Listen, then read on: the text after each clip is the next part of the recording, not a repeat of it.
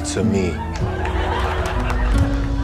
Mario. So the Super Mario Galaxy movie's out, and it's the cinematic equivalent of Ronsil. It does exactly what it says on the tin.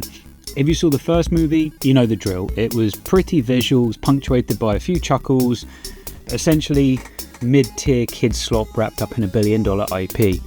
And this sequel, it just takes the classic Hollywood adage and gives us the exact same thing, but louder. Let's be brutally honest though, did any of us actually expect anything different?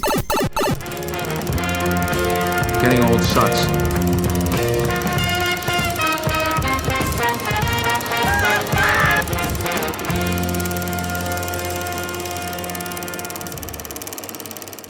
Hey, paisanos! It's the Super Mario Brothers Super Show! Despite every single advance in human engineering, billions spent by Silicon Valley to hack our dopamine, relentless algorithmic bombardment of modern social media, absolutely nothing beats the primal, undeniable power of the corporate fast food tie-in.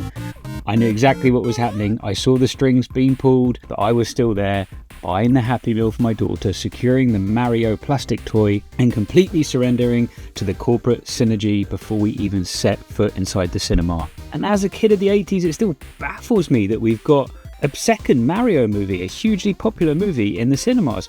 Mario, if you break it down to its core components, it's fundamentally unadaptable. It's a Japanese fever dream about a Brooklyn plumber eating mushrooms to fight sentient turtles.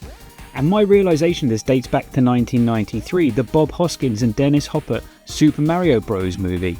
Sitting in the cinema as a kid, watching the absolute fever swamp of a film unfold, it was the exact moment I realised the world is not all unicorns and candy floss. It was the first time in my life I remember watching a movie and being disappointed. And look, I've got skin in the game here.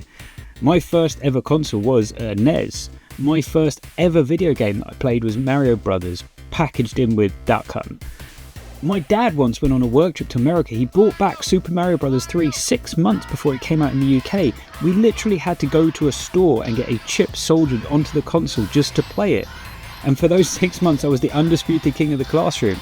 I revere the Mario games, primarily the mainline platforming ones. And nowadays the circle's complete. I get to sit on the couch and play Mario Wonder with my daughter. And that brings us to the cinema. And as a new metric I'm going to introduce to the channel today, I briefly touched on the idea in Hoppers, but I'm going to coin this the Haruna Index. It's a tribute to a work colleague of mine. He's got 2 young kids, and he has a brutally honest criteria for judging the quality of a family film. Did I have to look at my phone? So we're just going to take that raw philosophy and elevate it into a highly scientific formula to measure the exact threshold of parental boredom. Number of times you physically check your phone, divided by the movie's runtime, multiplied by 100. So for context, a few weeks ago I took my daughter to see Hoppers. Hoppers scored a flawless 0 on the Haruna Index. 0 phone checks. Why? Because the narrative held up. I was engaged. It wasn't the best film I've ever seen, but I was wanting to see where it went. It earned my attention. So, drumroll, how did Mario Galaxy fare on the Haruna Index? Well, sitting there, Happy Meal toy in hand, I didn't look at my phone once. It's a 0 again. With the Mario Brothers and plumbing's a game. But let's not mistake that for cinematic excellence. I didn't look away because the narrative was gripping, because it was a relentless weaponized sensory assault. If you look at your phone for even a second, you're going to miss 3 Easter eggs, a cameo from Mario Brothers 2. The plot is barely held together by tape and string, existing entirely as a delivery system for deep nostalgia. Look, right out of the gate, there's a loomer from Mario Galaxy who drops the line, hooked on the brothers. Faster than the others, you'll be hooked on the brothers. They threw in the entire gamut of Mario history here. We've got Super Mario Bros. 2 characters like Wart, Mario Odyssey callouts, the classic N64 logo seen spinning on a digital display at one point.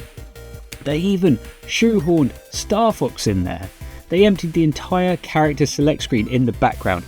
Honestly, with all that going on, I'm just surprised Diddy Kong didn't show up. Yeah, no Diddy. Look, here's the stark reality. The mainline Mario platformers are the absolute pinnacle of video game design. They're mechanical masterpieces crafted with obsessive precision. This movie is not a masterpiece. It's the most egregious, calculated example of nostalgia baiting for adults I have ever seen, and it's going to make over $1 billion.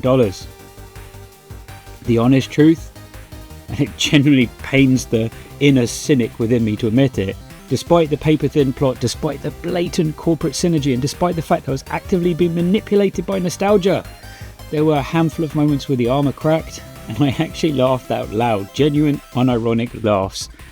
And sitting there with my daughter, who was belly laughing as well, watching her experience the movie, I guess at the end of the day, that's what it's all about. Coopers and troopers, the princess and the others. Hanging with the plumbers, you'll be hooked on the brothers to the bridge. Would you like to know more?